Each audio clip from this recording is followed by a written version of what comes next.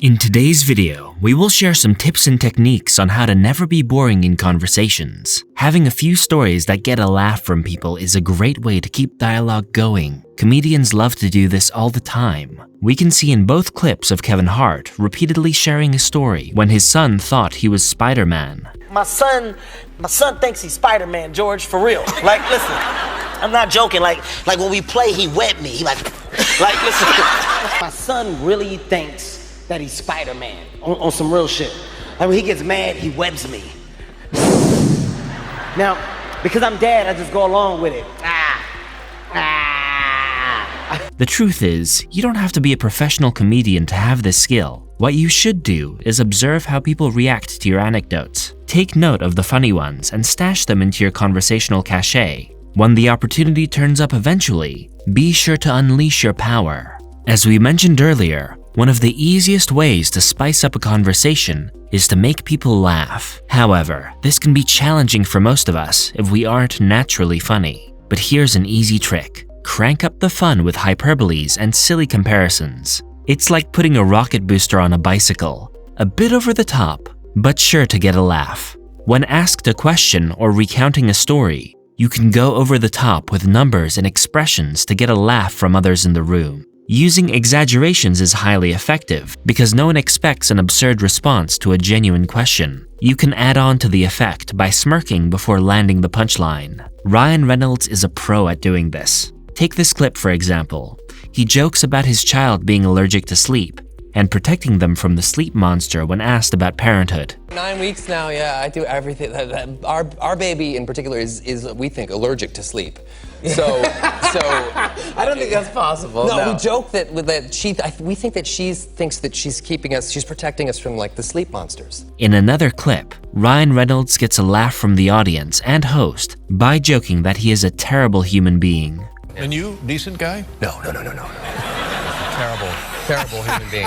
Coming off of our last point, another way to reach depths in a conversation is by asking open-ended hypothetical questions. Dwelling on one topic for too long can cause fatigue and boredom. When you run out of things to say, you can add a breath of fresh air to the conversation by employing this new tactic. Asking open-ended questions is a great way to keep a conversation spirited because it opens a world of possibilities for new talking points. Open-ended hypotheticals are usually conditional statements. For example, when discussing a political topic with an acquaintance, you could ask, "What would you do differently if you were the president or governor?" When chatting with someone, asking these sorts of questions allows the other person to dig deep into their psyche and express their desires or repressed thoughts. One of the surest methods for advancing from being a good conversationalist to a great one is learning how to take a joke. Don't be that person who gets angry or reactive when a friend retells an embarrassing story. It is unattractive and creates a negative air around you.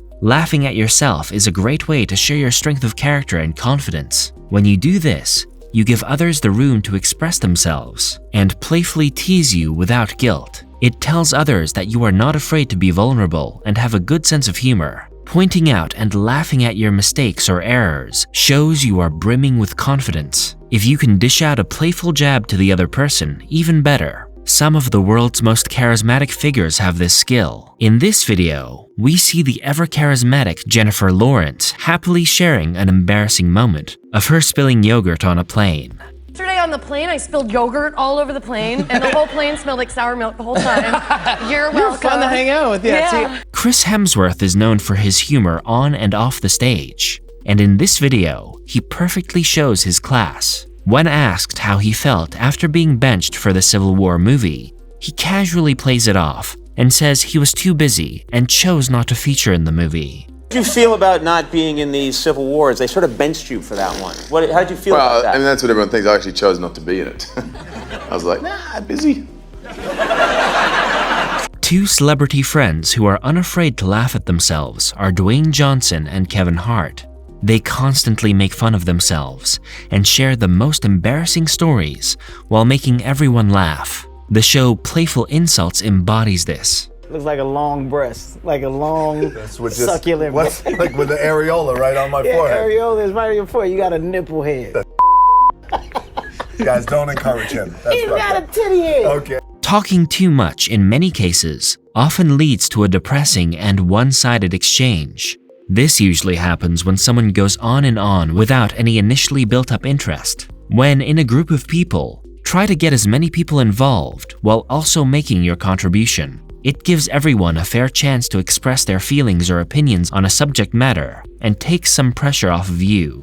You can do this by making playful remarks about the other person, asking for opinions, or sharing a shared experience that you have regarding the subject matter. Sometimes, the best way to keep a conversation going is to intellectually stimulate others. Many people thoroughly enjoy debates because it helps them dig deep and exercise their cerebral muscles. If you constantly agree with everything other people say, you may come off as unintelligent or uninterested. Your friends, family members, and colleagues will respect you for having a different worldview. To make this work, the other person must be able to accept and deal with opposing ideas or worldviews. Do not be afraid to air your opposing opinion on uncontroversial topics. In most cases, it is best to express disagreement in a lighthearted fashion so as not to trigger a defensive or passive-aggressive response from the other party. A good conversation doesn't always have to be filled with fun and laughter.